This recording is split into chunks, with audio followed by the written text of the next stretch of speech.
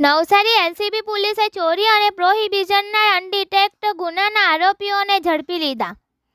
નવસારી જિલ્લા પોલીસ અધિક્ષક શ્રી સુશીલ અગ્રવાલ દ્વારા Navsari LCB police inspector Shri Vijay જાડેજાને મિલકત સંબંધી અનડિટેક્ટ ગુનાઓ શોધવા અને નાસ્તા ફરતા વોન્ટેડ આરોપીઓને પકડી પાડવા માટે પરિણામલક્ષી કામગીરી કરવાની સૂચના અને જરૂરી માર્ગદર્શન આપવામાં આવેલ, જે અંગે અસરકારક કામગીરી કરવા માટે નવસારી એલસીબી પોલીસ ઇન્સ્પેક્ટર વિજય જાડેજા અને એલસીબી સ્ટાફના પોલીસકર્મી દ્વારા કેમિકલ સર્વેલન્સ અને ખાનગી બાતમીદારો રોકી અસરકારક કામગીરી કરી બતાવી છે.